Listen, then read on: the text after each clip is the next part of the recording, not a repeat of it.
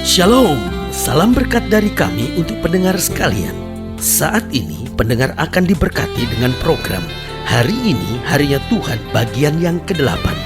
Sebuah program rohani tentang doktrin Alkitab yang menolong kita untuk semakin tertanam dalam kebenaran firman dan bertumbuh dalam kemuliaan. Bersama hambanya, Pendeta Gilbert Lumwendong, STH.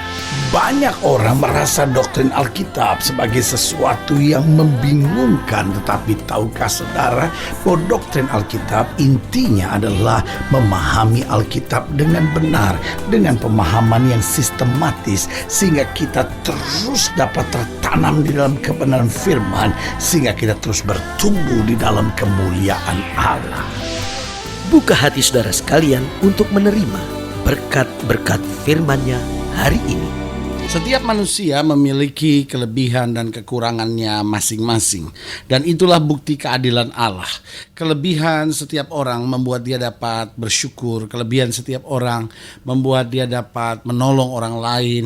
Kelebihan setiap orang dapat membuat dia mencari nafkah dalam kehidupannya. Tetapi mungkin langsung pertanyaan kita adalah, kalau Allah memang Allah yang adil, Allah yang baik, Allah yang luar biasa, kenapa dia juga ciptakan kekurangan? Bukankah lebih baik menciptakan manusia dengan kelebihan-kelebihan, sehingga itu membuat manusia dapat bersyukur buat segala kedahsyatan kuasa Allah? Betul, tetapi jangan salah, kelebihan-kelebihan juga mempunyai sisi negatif. Karena apa? Karena jika kita tidak menyadari bahwa kelebihan kita datang dari anugerah Tuhan, maka kelebihan juga yang dapat membuat orang akhirnya serakah. Kelebihan juga yang dapat membuat orang lain akhirnya menjadi sombong. Kelebihan juga yang dapat membuat orang akhirnya merendahkan orang lain, karena dia pikir saya memiliki begitu banyak kelebihan. Karena itu dalam kasihnya Allah harus memberikan kekurangan-kekurangan dalam diri manusia. Kenapa? Supaya kita dapat bergantung kepada Tuhan. Kenapa Allah harus berikan kekurangan? Supaya kita bisa menghargai orang lain. Kenapa kita diciptakan dengan kekurangan-kekurangan? Supaya kita dapat bekerja sama dengan orang lain. Karena orang yang merasa dirinya memiliki segala-galanya, orang yang merasa dirinya dalam kelebihan, sulit sekali untuk bekerja sama dengan orang lain, karena dia merasa setiap orang membutuhkan dia. Tetapi jika dia menyadari kekurangannya, dia dapat menghargai orang lain, dapat bekerja sama, dan akhirnya boleh bersama-sama menyatakan kasih, anugerah, dan kebaikan-kebaikan Tuhan. Haleluya. Selamat datang dalam program kita Hari Ini Harinya Tuhan, sebuah program rohani yang mengingatkan kita untuk menjadikan firman Tuhan sebagai dasar keseharian hidup kita. Karena selama kita menjadikan firman Tuhan dasar keseharian hidup kita, maka di tengah badai, di tengah pencobaan, di tengah masa-masa yang sukar, kita tetap melihat kemuliaan kuasa Tuhan yang luar biasa. Haleluya. Dan dalam program ini kita sedang membahas tentang kita tidak memiliki kelebihan.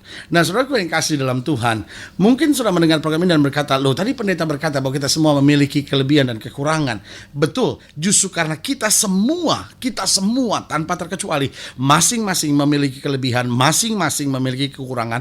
Berarti secara dasar kita harus menyadari bahwa kita sebenarnya sama. Tidak ada kespesialitasan dalam hidup kita. Nggak ada sesuatu yang khusus yang kita aneh dari yang lain. Kalau kita punya kelebihan, gak usah kita banggakan, karena orang lain juga punya kelebihan. Kalau kita punya kekurangan, kita juga gak perlu kecewa, putus asa, karena akhirnya setiap orang juga harus kita sadari punya kekurangan. Berarti setiap kita sebenarnya diciptakan dalam keadilan anugerah kasih Tuhan. Haleluya. Nah, kita lihat dalam Roma pasal 3 ayat yang ke-9 sampai ayat yang ke-20. Roma pasal 3 ayat yang ke-9 sampai ayat yang ke-20. Saya memberi kesempatan untuk setiap saudara ambil Alkitab saudara atau catatan alat tulis saudara, sehingga kita sama-sama mau mempelajarinya, bertumbuh, dikuatkan oleh firman Tuhan. Roma pasal 3 ayat 9 sampai ayat yang ke-20. Jadi bagaimana? Adakah kita mempunyai kelebihan daripada orang lain? Atau adakah kita spesial dari orang lain? Adakah kita aneh dari orang lain? Ayat ini tegas mau ingatkan kepada kita. Jadi bagaimana? Adakah kita mempunyai kelebihan daripada orang lain? Sama sekali tidak. Sebab di atas telah kita tuduh baik orang Yahudi maupun orang Yunani bahwa mereka semua ada di bawah kuasa dosa. Seperti ada tertulis, tidak ada yang benar, seorang pun tidak. Tidak ada seorang pun yang berakal budi, tidak ada seorang pun yang mencari Allah. Semua orang telah menyeleweng, mereka semua tidak berguna. Tidak ada yang berbuat baik, seorang pun tidak. Kerongkongan mereka seperti kubur yang ternganga.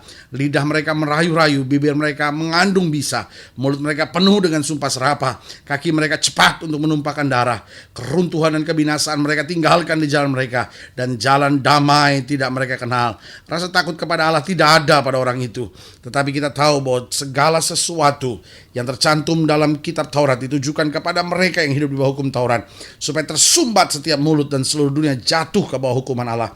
Sebab tidak seorang pun yang dapat dibenarkan di hadapan Allah oleh karena melakukan hukum Taurat, karena justru oleh hukum Taurat orang mengenal dosa. Saudaraku yang kekasih dalam Tuhan, menarik Paulus memulai perikop ini dengan kalimat yang tegas. Jadi bagaimana? Adakah kita mempunyai kelebihan daripada orang lain? Sama sekali tidak. Berarti Paulus mau jelaskan bahwa sudah saatnya kita bekerja sama. Sudah saatnya kita bisa menerima orang lain apa adanya. Sudah saatnya kita jangan sombong dengan kelebihan-kelebihan kita. Tapi sudah saatnya juga kita gak perlu hidup dalam rasa minder karena berbagai kekurangan kita. Gak ada kelebihan, semua kita di hadapan Tuhan sama. Nah, apa yang Alkitab katakan tentang kita semua tidak memiliki kelebihan? Kenapa kita semua dianggap tidak memiliki kelebihan? Apakah itu berarti bahwa gak ada sesuatu yang menjadi alasan untuk ucapan syukur? Sangat berbeda. Bukan itu yang dimaksudkan. Karena Paulus sedang ngomong memang setiap manusia punya kelebihan dan kekurangan. Dan karena menyadari kelebihan kekurangannya ini, berarti tidak ada orang yang punya kelebihan dari yang lain. Kenapa? Karena setiapnya sama sebetulnya di hadapan Tuhan. Masing-masing punya kelebihan, masing-masing punya kekurangan. Jadi kalau ada kelebihan jangan sombong. Kenapa? Karena orang lain punya kelebihan. Mungkin kelebihannya berbeda dengan kelebihanmu, tetapi ada juga kelebihan-kelebihan spesial, kelebihan-kelebihan khusus yang Tuhan taruh dalam hidupnya. Nah, kenapa Paulus katakan bahwa kita semua tidak memiliki kelebihan? Yang pertama, Paulus mau gambarkan dalam ayat bacaan ini, sehingga firman Tuhan mau ingatkan buat kita bahwa yang pertama, bahwa semua kita telah bersalah. Ini yang harus kita sadari. Semua kita telah bersalah. Itu sebabnya kepada wanita yang tertangkap basah berbuat zina, Yesus bilang kalau ada yang tidak bersalah, lempar wanita ini duluan. Dia berhak menghukum orang lain. Kalau kita tidak bersalah, kita berhak menghakimi orang lain. Kalau kita tidak bersalah, kita berhak ngomongin kesalahan-kesalahan orang. Tetapi pada kenyataannya kita pun salah. Siapa kita sampai kita harus ngomongin orang lain? Kita pun bersalah. Karena itu siapa kita sampai kita harus menghakimi orang lain? Nah, kalau kita menyadari kita bersalah, berarti kita juga harus menerima orang lain yang bersalah.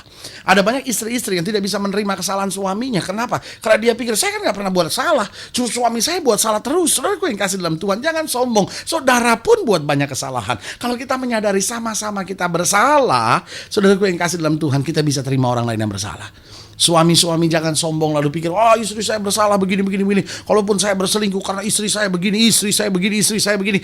Pak, bapak pun salah, ya kan? Kalau kita menyadari kita pun salah, lo kenapa kita lari dari kesalahan istri kita misalnya? Nggak bisa begitu. Kalau saudara tahu bahwa saudara pun salah, waktu pasangan saudara buat kesalahan, kita harus belajar menerima apa adanya. Kenapa? Karena memang semua kita bersalah. Yang kedua saya pelajari, kenapa kita semua tidak memiliki kelebihan, atau kenapa kita semua harus bekerja sama? Kenapa kita semua harus saling menghormati? Yang kedua saya pelajari karena semua kita pada dasarnya mudah terbujuk. Pada dasarnya semua kita mudah terbujuk. Pada dasarnya kita menjadi makhluk-makhluk yang mudah terpengaruh. Karena situasi ekonomi, karena situasi kondisi, karena situasi lingkungan. Makanya Alkitab dengan tegas bilang pergaulan yang buruk menghancurkan kebiasaan yang baik. Jadi karena kita tahu bahwa kita mudah terpengaruh, berarti hidup Kristen itu harus betul-betul bergantung sama Tuhan. Hidup Kristen jangan sombong, hidup Kristen jangan mengandalkan kemampuan kita. Karena kalau kita bisa bertahan dalam kebenaran, kalau kita bisa setia dalam kesucian, kalau kita bisa setia di dalam firman Tuhan, itu semata-mata karena perbuatan Roh Kudus di dalam diri kita. Jadi sekali lagi kita semua tidak memiliki kelebihan, karena kita semua telah bersalah, kita semua sebetulnya mudah terpengaruh. Tapi kalau kita bisa kuat, kita bisa ada sebagaimana kita ada, ini kan anugerah dan kasih setia Tuhan. Yang pertama, semua kita telah bersalah. Yang kedua, semua kita mudah terbujuk atau mudah terpengaruh. Yang ketiga, semua kita ini pada dasarnya mudah emosi. Setiap manusia pada dasarnya mudah emosi. Ada masalah sedikit dia cenderung nangis. Ada yang mengecewakan dia cenderung marah. Dan mungkin sudah datang ke pendeta lalu bilang, pendeta tolong doain dong, saya ini punya roh marah kali gitu ya. Memang ada gitu orang yang kalau sudah marah itu kayak diikat kuasa gelap gitu. Tapi yang saya mau tegaskan di sini, ada banyak orang harus menyadari bahwa kita semua pada dasarnya manusia itu makhluk yang mudah emosi. Nah, karena kita mudah emosi, berarti kita kan harus memenuhi pikiran kita dengan firman. Kita kan harus memenuhi hati kita dengan kasih Tuhan. Sehingga waktu emosi mau terpancing dalam hidup kita, firman mengingatkan kita bahwa sabarlah kamu menanggung penderitaan. Firman Tuhan mengajar buat kita bahwa Hati yang gembira adalah obat. Firman Tuhan mengajar kepada kita bahwa orang sabar melebihi seorang pahlawan. Nah, saudaraku yang kasih dalam Tuhan, sehingga waktu kita menyadari, iya ya kita semua mudah emosi. Berarti waktu suamimu emosi, belajar tenang. Iya ya Tuhan ya, kalau saya emosi juga nanti hancur semuanya.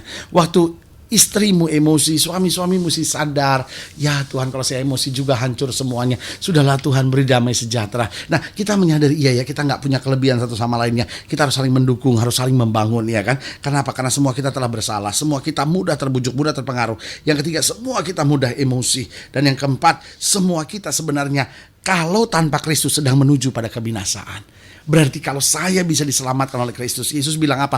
Bukan kamu yang memilih aku, tetapi aku yang memilih kamu. Jadi kalau kita semua sudah diselamatkan oleh Kristus, berarti yang ada dalam hati kita hanyalah sebuah ucapan syukur. Tuhan, saya mau dekat sama Tuhan. Tuhan, saya mau bergantung sama Tuhan. Tuhan, ini kan saya sudah diselamatkan oleh Tuhan. Saya mau kerja keras buat Tuhan, bagi kemuliaan Tuhan. Nah, saudaraku yang kasih dalam Tuhan, dengan sikap seperti ini, kita nggak mudah merasa superior. Kita nggak mudah merasa diri yang paling benar, paling hebat, angkuh, dan akhirnya merasa dirinya segala-galanya.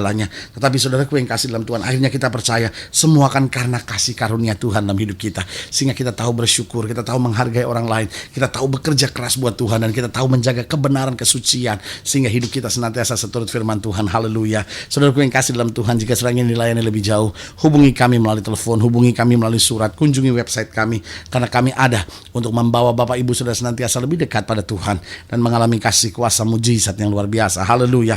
Melalui program ini secara khusus saya juga mau berdoa untuk setiap saudara yang sakit, setiap saudara yang berbeban berat, karena kita percaya bahwa bagi Yesus tidak ada perkara yang mustahil. Saudara-saudara ingin didoakan secara khusus, boleh taruh tangan kanan saudara di dada dan kita doa. Bapa, dalam nama Yesus, hamba doa buat yang sakit, hamba doa buat yang berbeban berat, hamba doa buat rumah tangga yang sedang menghadapi masalah, orang-orang muda yang sedang menghadapi badai, mereka yang sedang ada dalam kesulitan ekonomi. Bapak, hamba berdoa di dalam nama Yesus, Tuhan jamah, Tuhan pulihkan, Tuhan bangkitkan iman, supaya kami boleh berjalan senantiasa dalam kemuliaan kuasa Tuhan, memandang berkat-berkat Tuhan dan melihat kebaikan Tuhan. Kami menjadi orang yang rendah hati, bergantung pada kasih karunia, dan melihat kuasa Tuhan dinyatakan setiap hari. Di dalam nama Yesus kami berdoa. Haleluya. Amin. Saudara gue yang kasih dalam Tuhan, kita sudah berdoa. Ingat, Allah tidak pernah lalai menepati janjinya. Inilah saatnya buat kita untuk bangkit bersemangat, bersuka cita dalam menghadapi segala perkara, karena kita tahu di dalam Yesus kita lebih daripada orang-orang yang menang. Doa saya menyertai saudara. Sampai berjumpa pada program berikut, dan jangan lupa jadikan hari ini harinya Tuhan. Haleluya.